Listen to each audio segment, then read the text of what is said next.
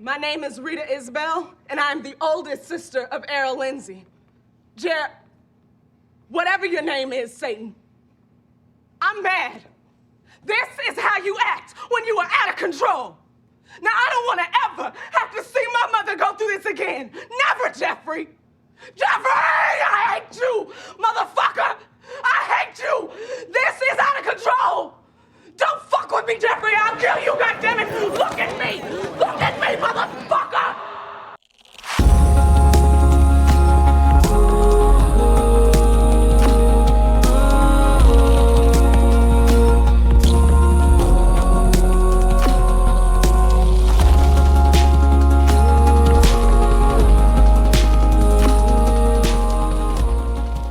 What's up, everybody, and welcome back to The Movie Buffer. Tonight we're going to review and analyze Monster, the Jeffrey Dahmer Story. This is a 10-part series on Netflix. The show was released in September of 2022, detailing the actions of notorious serial killer Jeffrey Dahmer, who died in 1994 in a very justifiable way, in my opinion. It was poetic. The show is a fictionalized depiction of his gruesome murders of young men in Milwaukee and the circumstances that led to their deaths. The main cast in this film is Evan Peters as Jeffrey Dahmer. You remember him from the American Horror Story. Richard Jenkins as Lionel Dahmer. You know his face because he's been in the biz consistently since the 1970s. Molly Ringwald as Shari Dahmer. Yeah, you're right, that's the same Molly from The Breakfast Club. Boy,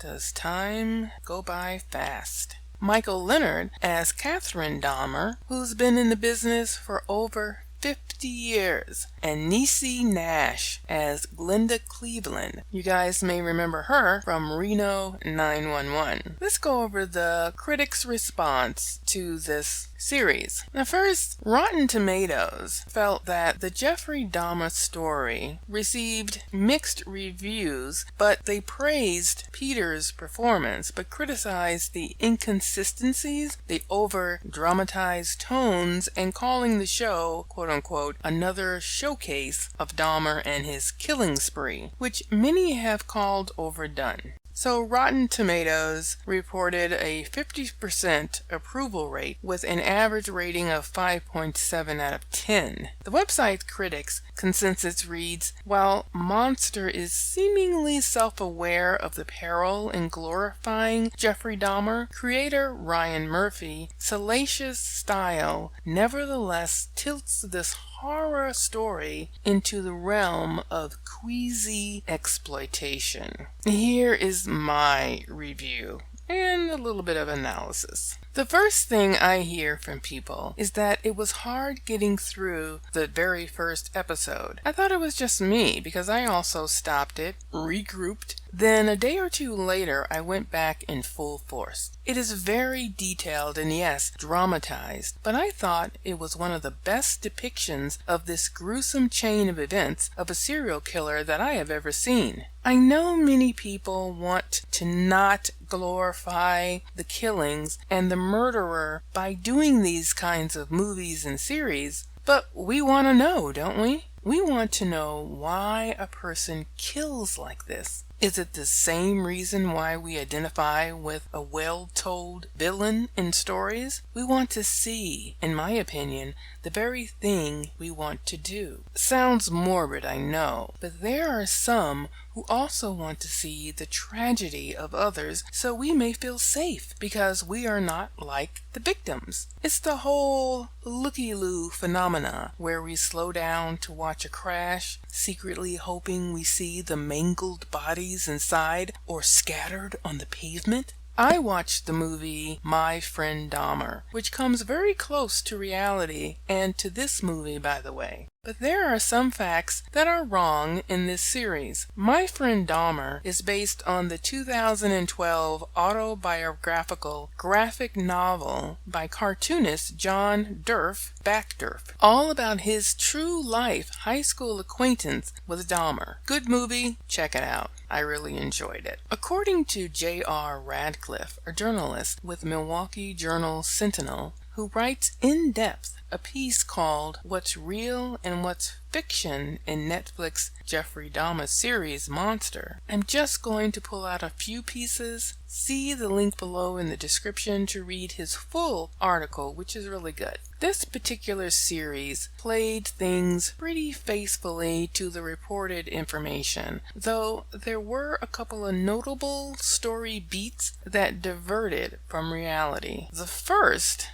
that shocked me anyway. Glenda Cleveland did not live in the Oxford Apartments building, so she was not next door in, I think it was 215, and Dahmer was in 213 or something. Now this is huge. Not to be a spoiler, but Glenda Cleveland, who was played by Niecy Nash, is a big plot driver in the series. In the show, she lives adjacent to Jeffrey Dahmer, Evan Peters, who resides in apartment 213 in the Oxford Apartments on 25th Street in Milwaukee. Now, there are going to be several scenes where you see her in her apartment right next door to Dahmer, and all those scenes aren't true. However, she did live in the building next door. So she lived in the neighborhood, she was right there, but she was not in the building. So I found that interesting that they changed that. It was very dramatic and very good. Dahmer didn't attack the jogger, and my friend Dahmer gets it right. They did not put that scene in there. They did show that he was infatuated with this jogger. He would watch the jogger. He did have intentions of killing the jogger or doing something with him, of course, but he never did. He almost did, but then he stopped. They depicted it more real in that particular movie of my friend Dahmer. Dahmer in real life did say that he became fascinated with an area jogger and thought about attacking him with a baseball bat, though it doesn't appear he ever did, vowing that if the jogger came back again, he'd finally act. But the jogger never came back, and that's what happened in the other movie. He just sat there and nothing ever happened.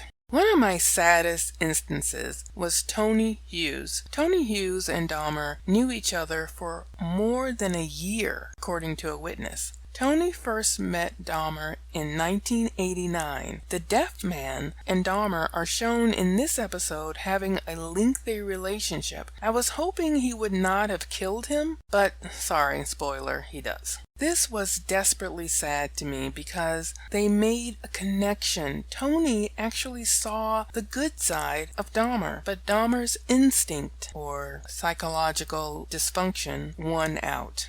One of the most compelling scenes I remember from actual events is the Isbell family and has stayed with me for years. The most effective scene in the series comes towards the end of this episode when family members are able to speak in court about how Dahmer's murders impacted them. The speeches are almost word for word from actual transcripts. That includes a very passionate demonstration of rage from Rita Isbell, the sister of victim Errol Lindsay. Isbell really did attempt to lunge across the table to attack Dahmer in the trial. A representative from the Isbell family questioned the purpose of another retelling of the Dahmer story with the Netflix series. I understand why they would say this, but this really brings home the tragedy. We needed to see this. I needed to see this because this is exactly what I would have done. I would not have been able to control myself, nor would I offer blessings of God and forgiveness to my loved one's murderer. I would offer to see him in hell, a place I have frequented very often.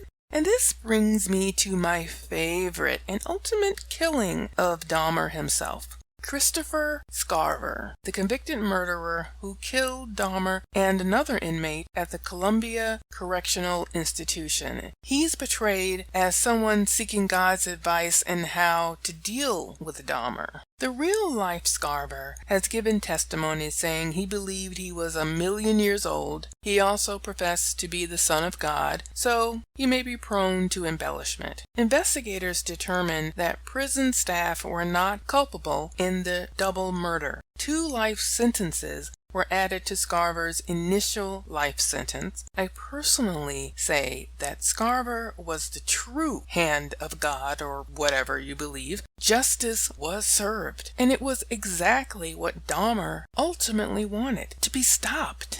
So, who and what the hell was Dahmer? Jeffrey Lionel Dahmer was born in Milwaukee, Wisconsin on May 21st, 1960, a Gemini, which is why he had such a fascination with The Exorcist 3 that he would watch or make his victims watch with him, because the main villain in this movie was called the Gemini Killer. Check it out, it's one of my favorite exorcists as well. And not because he's called the Gemini Killer, even though I am also a Gemini. Jeffrey was born to Lionel and Joyce Dahmer. He was described as an energetic and happy child until the age of 4, where he had to have surgery in order to correct a double hernia. And he was described as not being the same afterwards. He became increasingly withdrawn following the birth of his youngest brother and the family's frequent moves. By his early teens, he was disengaged, tense, and largely friendless. Dahmer claims that his compulsions toward necrophilia and murder began around the age of 14, but it appears that the breakdown of his parents' marriage and their divorce a few years later may have been the catalyst for turning these thoughts into action. Please read the full article in the Pennsylvania State University blog to learn more. I'll leave the link below in the description. I could go on and on of the whys and the whos of Jeffrey Dahmer. We are fascinated by the Dahmers, the Bundys, the Mansons. Yet instead of asking ourselves, why do we glorify them? Maybe the true question is, why do we watch? Is it that we see a little of ourselves in them? I loved this series, and I think everyone should watch it. Did Dahmer have a reason? Now, he says he was normal. Of course, he was not. But what the hell is normal anyway? His mother had severe mental issue ailments which were passed on biologically. His father had a tremendous guilt, but I don't know if he could have done any different. As a parent, you do all you can do, but ultimately, it's up to the child who turns into an adult. Please leave your comments below. I look forward to the dialogue of this. Have you watched Monster, the Jeffrey Dahmer story? What do you think? Thanks so much for watching. Please like and subscribe. I'll see you in the next one. Peace, 2 fingers.